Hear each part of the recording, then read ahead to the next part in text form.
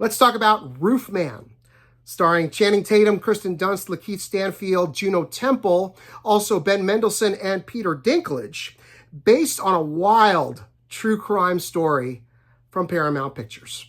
As always, this review will be spoiler-free, but if you prefer to see the film in its entirety before hearing any commentary about it, please feel free to close this video out, bookmark it before you do so you can come back to it easily, then come on back and watch this after you've seen the film.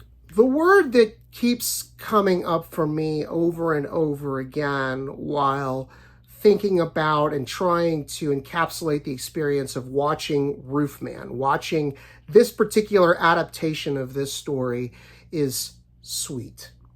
It is very sweet. It is very straightforward as well. There aren't any plot twists here. There aren't any real surprises, especially if you know the true story behind this film.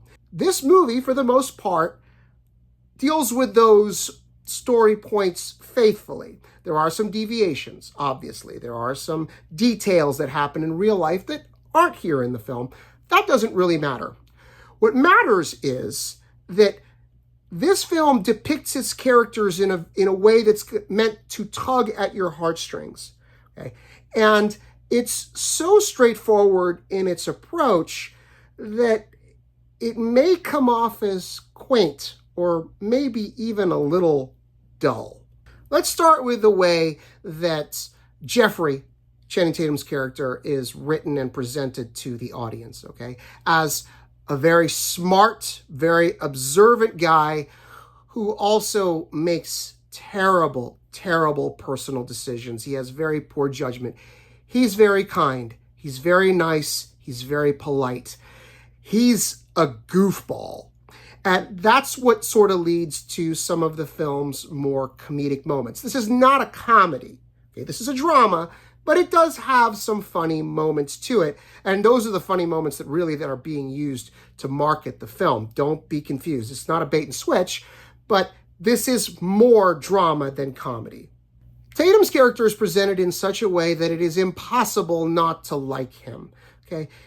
His motivations for doing what he does are all about heart, all about love, all about kindness, even though that motivation leads him to do some very, very dumb things that get him in trouble with the law.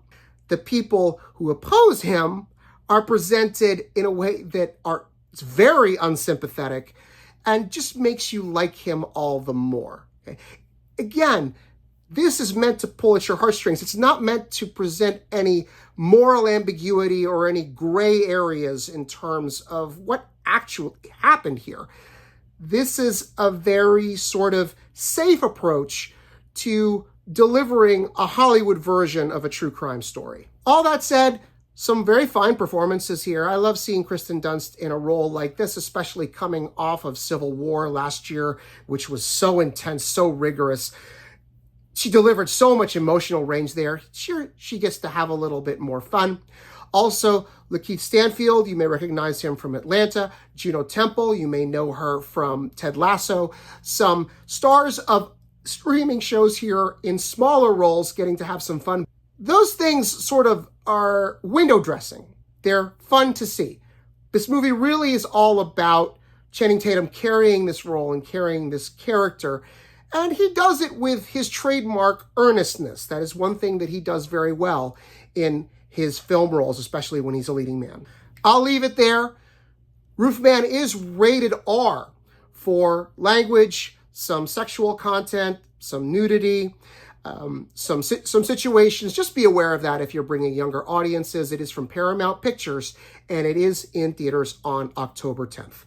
You can find more Film Buff Unplugged reviews and videos on Substack. Just head to fbunplugged.substack.com and subscribe for free. That way you won't miss a single post. We also have a channel on YouTube. Head to youtube.com/@FilmBuffUnplugged, all one word. Please give us a like on Facebook, and if you're on TikTok, you can find my review videos and more by searching for @FelixAlbuerne Jr., all one word. Thanks for watching.